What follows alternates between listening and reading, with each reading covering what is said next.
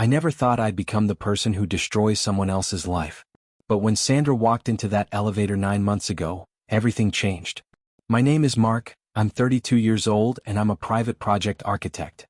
Last summer I moved to Charlotte, North Carolina to the South End District. New contract, new opportunities, new apartment in a modern building with panoramic windows. I was looking for a fresh start after a failed project in Austin, where I lost an important client. Charlotte seemed like the perfect place for a reboot. The first weeks passed in the routine of unpacking boxes and setting up work processes. I worked from home, creating designs for suburban residences throughout North Carolina. The work consumed me completely: sketches, 3D models, client meetings via Zoom. I practically didn't see my neighbors, only occasionally heard footsteps in the hallway. My days blended into one another. Morning coffee at my drafting table, hours spent perfecting roof angles and window placements, late evenings reviewing building codes and zoning requirements. The apartment itself was spacious, an open floor plan with high ceilings, exposed brick on one wall and floor-to-ceiling windows that flooded my workspace with natural light. I'd set up my drafting table near the windows, where I could look out over the South End skyline while working. The neighborhood was rapidly developing, with new restaurants and breweries opening seemingly every week. Construction cranes dotted the horizon, a constant reminder of the city's growth and the opportunities that had drawn me here. That September evening I was returning from the grocery store, weighed down with bags. The elevator doors were already almost closed when a woman's voice called out, "Wait." I managed to hold the doors with my foot. She entered, slightly breathless, with a bag over her shoulder. Dark hair pulled back in a ponytail, light makeup, a white medical coat visible under an autumn jacket. "Thank you," she smiled. "Today's shift was so rough that my legs can barely hold me." "No problem," I replied. The elevator slowly climbed upward. "You're a doctor?" "Sandra. I work at Presbyterian Medical Center, cardiology department." "And you must be the new neighbor?" "I saw the moving truck a month ago." We introduced ourselves. It turned out Sandra lived 2 floors above, in an apartment with a partner named Joel. She told me they'd been together for 6 years, though not officially married. Joel worked as a pharmacist at a nearby CVS. Simple life, stable, predictable. She spoke about him matter-of-factly, without particular warmth but without complaint either. Just stating facts about her living situation. "We've been meaning to make it official," she added as the elevator climbed. "But somehow there's never the right time. Work gets busy, life gets in the way. You know how it is." I nodded, though I didn't really know. My last serious relationship had ended 2 years ago, back in Austin. Since then, it had been casual dates that never went anywhere, work taking priority over everything else. The loneliness of moving to a new city was just starting to settle in, though I'd been too busy to fully acknowledge it. Our encounters in the elevator became regular. Sandra often returned late. I'd go out for coffee at the local cafe on the first floor. We'd exchange greetings, sometimes briefly chat about the weather, about the neighborhood. Nothing special. Just neighborly courtesy. I learned that she preferred the evening shifts at the hospital because the pace was different, more intense but somehow more rewarding. She mentioned that Joel worked various shifts at CVS, including nights, which meant their schedules often didn't align. "Sometimes we go days barely seeing each other," she mentioned once as we waited for the elevator. "Ships passing in the night, you know?" But somewhere in November something changed. Sandra began lingering by the mailboxes when I passed by. She'd ask about my work, show interest in architectural projects. Her eyes would linger on me longer than necessary. I noticed but tried not to give it significance. She lived with someone after all. I reminded myself of that constantly, even as I found myself looking forward to those chance encounters. One evening she asked to see some of my work and I found myself pulling up portfolio images on my phone right there in the lobby. She leaned in close to see the screen and I could smell her perfume, something floral and subtle. She asked intelligent questions about load-bearing walls and sustainable materials, seemingly genuinely interested in the technical aspects of residential design. "Joel never asks about my work," she said, scrolling through images of a contemporary mountain home I designed. "He nods when I talk about patience, but I can tell he's not really listening. Do you know what I mean?" I did know. I'd been in relationships like that before, where you talked at each other rather than with each other. But I just nodded, not trusting myself to say anything that might encourage whatever was building between us. December brought holiday bustle. The building was decorated with garlands, a Christmas tree was installed in the lobby.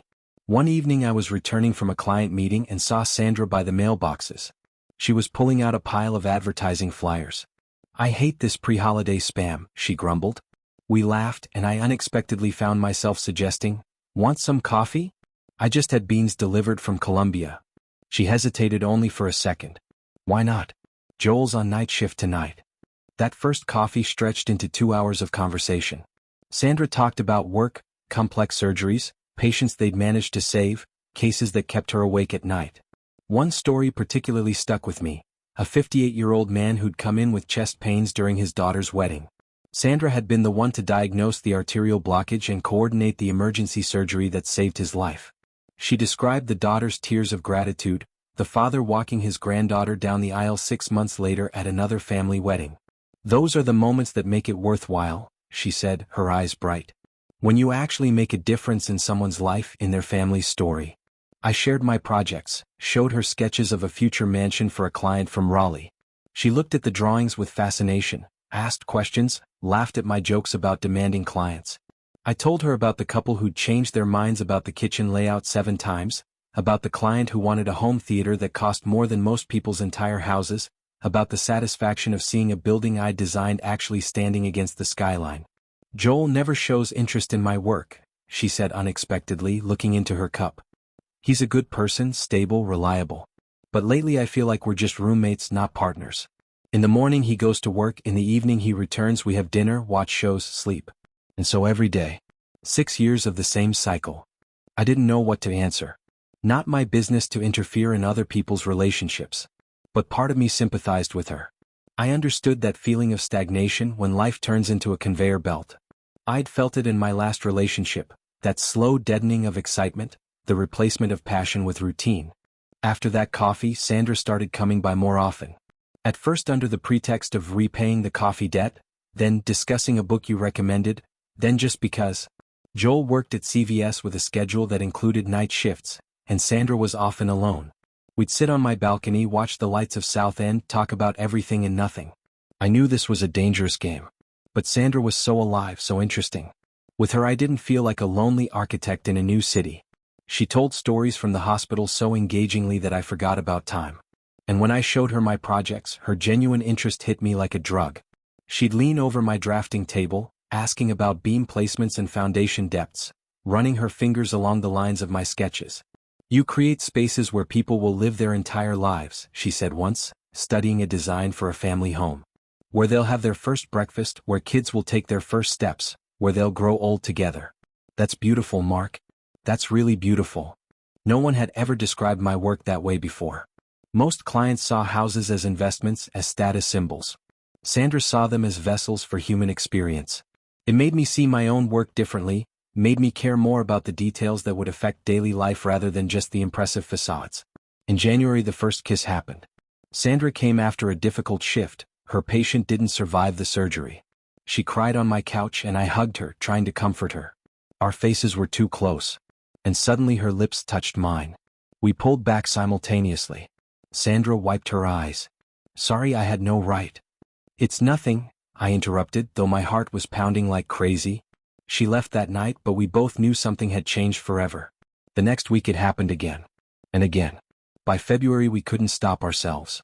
Sandra said that things with Joel had been different for a long time. That they lived together from inertia, that the spark had died years ago.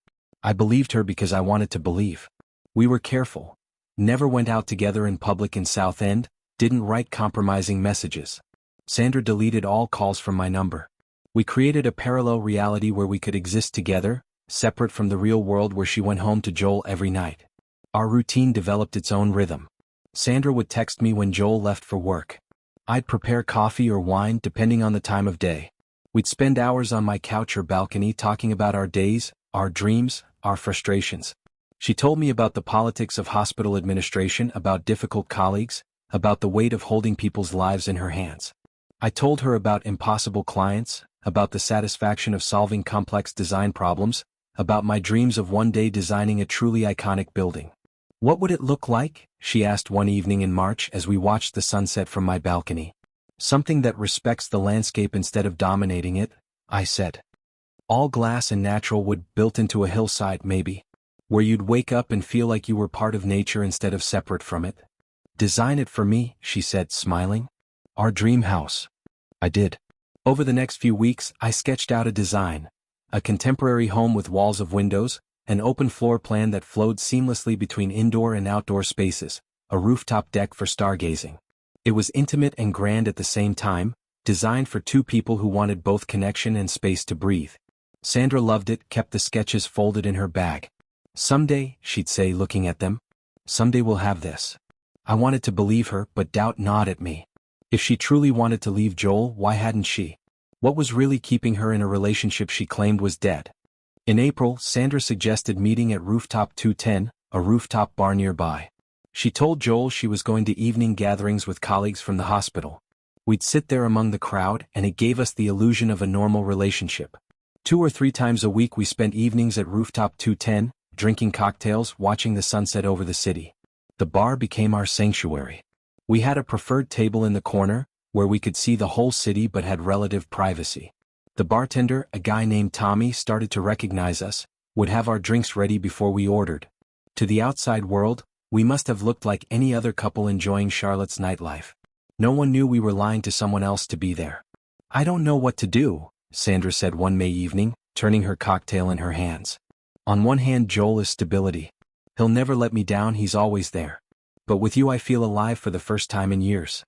You're not obligated to decide anything now, I replied, though inside I wanted to hear something different. I wanted her to choose me. I wanted her to go home that night and tell Joel it was over, that she'd found something real with someone else. But she never did. Don't forget to subscribe to this channel and click like if you enjoy this story.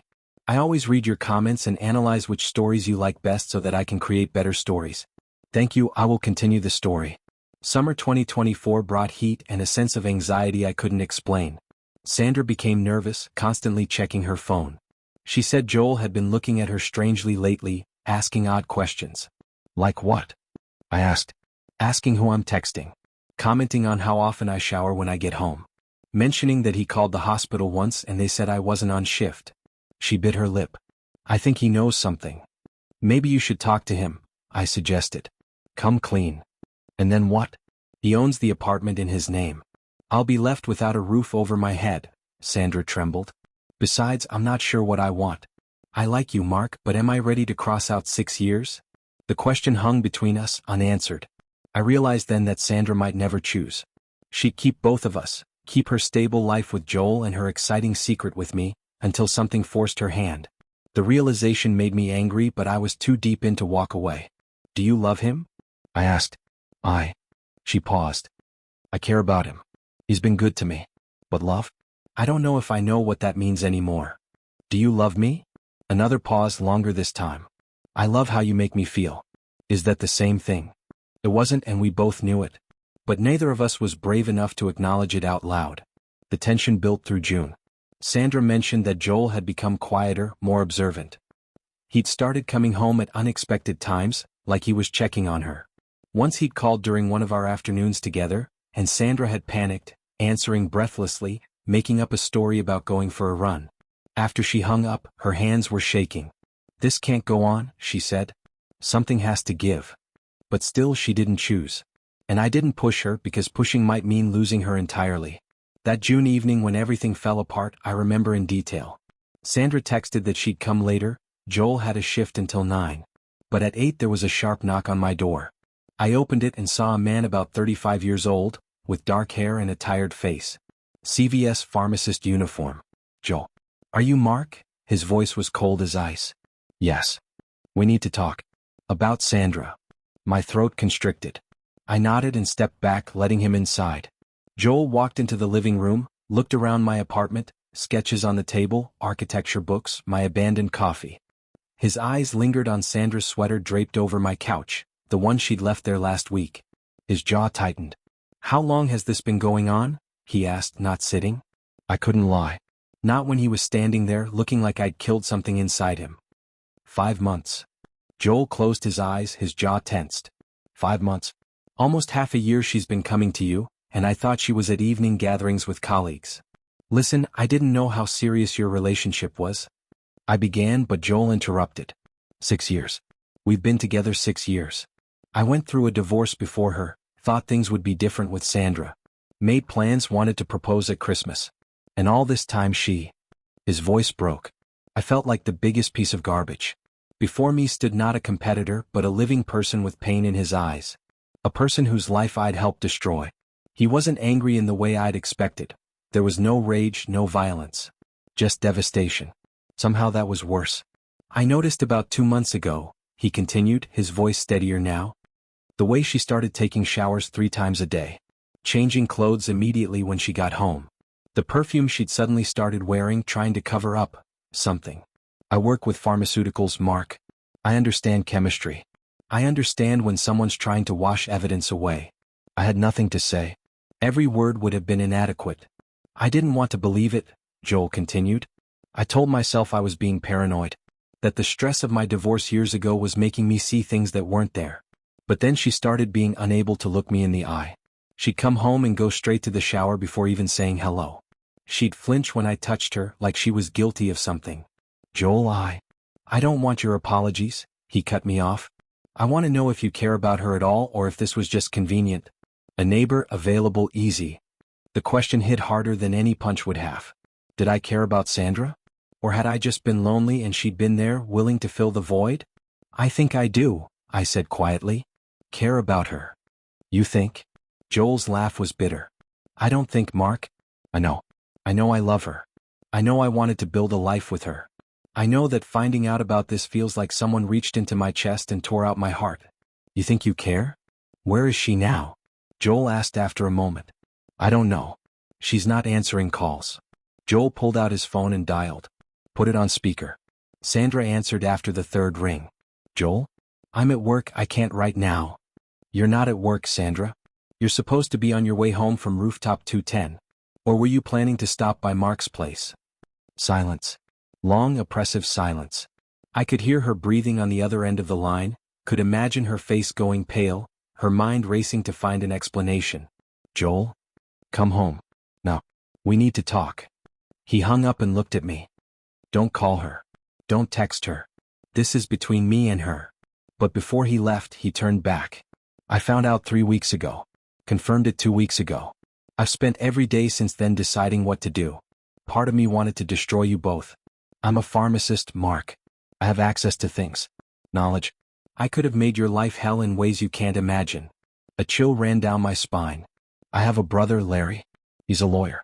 I consulted with him about pressing charges, harassment, alienation of affection where applicable. I looked into your business. Found your clients on LinkedIn. Prepared anonymous reviews about an unethical architect who preys on his neighbors. Wrote a letter to the Architecture Association. Never sent it, but I wrote it. I spent hours planning how to ruin you. He paused and I could see the struggle in his face. But then I realized something. Destroying you wouldn't bring Sandra back. It wouldn't fix what's broken between us. It would just make me someone I don't want to be. So I'm choosing to fight for what I want instead of destroying what you have. But make no mistake, if you contact her again, if you so much as look at her in the hallway, I won't be so generous. Joel left and I was alone in my apartment, which suddenly felt too empty. I didn't sleep all night, replaying all those months in my head. What had I done? For what? The images played on repeat. Sandra laughing at my jokes in this living room. Sandra crying on my shoulder after losing a patient. Sandra's lips on mine. Sandra's sketches folded in her purse. Our imaginary future home. All of it built on a foundation of lies. I told myself we were different, that what we had was special, that it justified the deception. But sitting there in the dark, I couldn't escape the truth. I was just a man who'd slept with his neighbor's girlfriend. There was nothing noble or romantic about it. I was just weak and lonely and willing to take something that wasn't mine. The next day Sandra sent a short message. I'm sorry. This is the end. Don't write any more. I tried to call but she declined. Again, the same. I texted, can we at least talk? Her response came an hour later, there's nothing to say. I told Joel everything. We're going to try to work it out. Please respect that. Do you want to work it out? I typed. Or is he making you? That's not your concern anymore. Goodbye, Marc. Those words stung more than I expected. Not my concern. Had I ever really been her concern? Or had I just been an escape, a temporary distraction from the reality she didn't want to face? The weeks turned into months. I no longer saw Sandra in the elevator. Instead, I regularly encountered Joel. He didn't speak to me, didn't even look in my direction. But his presence was oppressive. Every encounter in the hallway, in the lobby, by the mailboxes, it was a reminder of my guilt. The silence was worse than any confrontation would have been. Once in August I heard a conversation by the elevator. Joel was talking on the phone with his brother Larry. "Yeah, we're seeing a therapist. Cecilia is really helping. No, it's not easy, but Sandra is trying. She's cut off all contact, shows me her phone every evening. I don't know, Larry, if it'll work out, but I want to try. I love her." I stood around the corner, not daring to come out. They were together, fighting for their relationship. And I was left with nothing. The guilt was crushing. I'd go to work on my designs but find myself staring at blank screens. Clients would ask for revisions and I'd miss deadlines. The dream house I'd designed for Sandra and me sat in my portfolio, a monument to my own delusion. I couldn't bring myself to delete it, but I couldn't look at it either. I started seeing a therapist myself in August. Dr. Williams, a man in his 50s who'd seen it all. I told him everything, the loneliness, the affair, the guilt. "Do you think you're a bad person?" he asked during our third session. "Yes," I said without hesitation. "Why?" "Because I hurt someone. Joel didn't deserve what I did." "What about Sandra? Did she make her own choices?" "Yes, but I encouraged them. I knew she was with someone and I pursued her anyway." Dr. Williams leaned back in his chair. "The question isn't whether you're a bad person, Marc. The question is what you're going to do with this experience. Are you going to let it define you, or are you going to learn from it?" But learning from it felt impossible when I was still living in the same building, still encountering Joel's cold presence, still sleeping in the bed where Sandra and I had been together. In September I realized I could no longer live there. Every day in that building was torture. Joel had made my life uncomfortable without a single word. His cold look was enough. The tense silence in the elevator, the feeling that I was a violator who didn't deserve peace. I started looking for new housing. Found an apartment in Noda, another Charlotte neighborhood. Arranged the move, packed things. In October a truck took my boxes. The last day I encountered Sandra by the mailboxes. She was carrying grocery bags, looked tired after her shift. Our eyes met for a second. I saw in her eyes what I was looking for, not hatred, not anger. Just fatigue and relief that I was leaving. "Goodbye," she said quietly and walked to the elevator. I left South End the next morning. New apartment, new neighbors, a chance to start with a clean slate. But at night I still thought about those 5 months. About how Sandra laughed at my jokes. About evenings at Rooftop 210. About the feeling that I was truly needed by someone. The Noda apartment was smaller, in an older building without the modern amenities of South End. No doorman, no rooftop deck, no trendy bars within walking distance. It felt like a step backward, which seemed appropriate.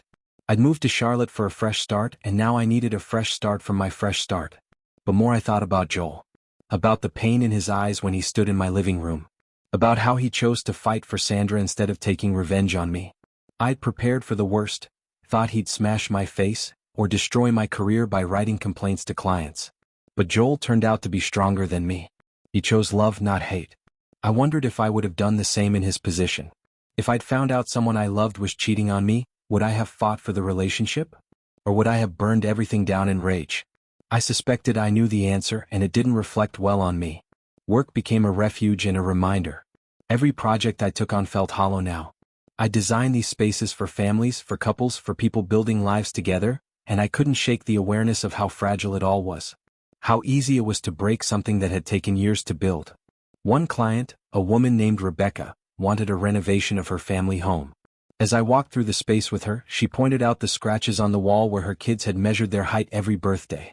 The worn spot on the kitchen floor where 3 generations had stood cooking. The window seat where she'd read bedtime stories to her children, and where they now read to their own kids. "I want to preserve all of this," she said. "These imperfections are what make it home." I thought about Joel's apartment. What memories had Sandra and Joel made there over 6 years? What marks of their life together had I ignored in my pursuit of something new and exciting? Now, a year after everything started, I sit in my new apartment in Noda and work on another project. A client wants a mansion in the mountains with panoramic windows and open terraces. I draw sketches, but my thoughts wander. I'm still lonely. Dated a few women through apps, but nothing worked out. Maybe because I still remember Sandra. Or maybe because the burden of guilt doesn't let me move forward. I tried though. There was Michelle, a marketing consultant I met through a dating app. We had 3 dates. She was intelligent, funny, attractive. On the third date she invited me back to her place. But as we sat on her couch, I found myself thinking about Sandra. About how this felt like a pattern I was repeating. I made an excuse and left. Michelle didn't text again. Then there was Ava, who I met at a local coffee shop. She was an artist, painted abstracts that somehow captured the chaos of modern life. We had coffee twice, talked about art and architecture, about how both fields tried to give form to human experience. But when she suggested meeting again, I found myself saying I was too busy with work. It was easier than admitting I was too broken to try. Last week I accidentally saw them, Joel and Sandra, downtown near Panthers Stadium. They were walking hand in hand, laughing about something. Sandra looked happy. Joel too. They'd survived my presence in their life and became stronger. I watched them for a moment before turning away. They were whole again, or at least working on it. And I was still fragmented, still trying to piece together who I was supposed to be after all of this. And I was left with an empty apartment, with work that no longer brings joy, and with the awareness that I was just an episode in someone else's story. Not a hero, not a dream lover. Just a mistake they were able to recover from. Sometimes at night I ask myself, was it worth it? 5 months of the illusion of closeness in exchange for a year of loneliness and guilt. Did I feel real feelings for Sandra, or was it just novelty, escape from my own emptiness? There's no answer. There's only the memory of how I destroyed someone else's life, but they turned out to be strong enough to rebuild it. And there's the awareness that some decisions change everything and you can't go back. The truth is, I think I loved the idea of Sandra more than Sandra herself. I loved having someone to share my work with, someone who saw beauty in what I created. I loved feeling needed and wanted. I loved the excitement of something forbidden. But did I love her? The real her, with all her flaws and complications and the baggage of a 6-year relationship? I don't know. And that might be the worst part of all of this, that I caused so much pain for something I'm not even sure was real. I'm no longer the person who walked into that elevator 9 months ago. I carry my burden and try to live on. Maybe someday I'll find real relationships, founded on honesty, not on secrets. Maybe I'll be able to forgive myself. But right now I'm just an architect in Noda, building houses for others while my own life is still in ruins. I've started to understand what Joel tried to tell me that night in my apartment. That real love isn't about excitement or novelty or escape. It's about choosing someone every day, even when it's hard. Even when it's boring. Even when someone else seems more exciting. Joel and Sandra had built something over 6 years. Not perfect, not always exciting, but real. And I'd nearly destroyed it for something that was ultimately hollow. My brother called last week, asked why I'd been so distant. I considered telling him everything but couldn't find the words. How do you explain that you're not the person you thought you were? That you discovered you were capable of hurting people in ways you'd never imagined? Just dealing with work stuff, I told him. Another lie to add to the collection. The Charlotte skyline is visible from my Noda apartment. Different angles than from South End, but the same city. Sometimes I wonder if Joel and Sandra are looking at the same view from their window, holding hands, grateful they made it through. I hope they are. They deserve that, at least. As for me, I'm learning to live with who I turned out to be. Not the villain of someone else's story, not a victim of my own loneliness, just a man who made terrible choices and has to live with the consequences. Dr. Williams says that's growth. Some days I believe him. The sketches of the dream house I designed for Sandra and me are still in my portfolio. I can't delete them. Not yet. Maybe they're not really about her at all. Maybe they're about the person I wish I was. Someone capable of building something real instead of breaking what others have built. Someone worthy of the dream. But that's not who I am. Not yet. Maybe not ever. For now, I'm just Marc, 32 years old, architect of empty buildings and destroyer of occupied homes, trying to figure out how to live with the ruins I've created. Thank you for watching this video. YouTube may no longer suggest my channel to you, so subscribe to it to receive new interesting stories. You will also help the channel grow and improve the quality of its content. The screen now displays a playlist with other interesting stories that you can listen to. You can also write in the comments what stories you would like to see on the channel.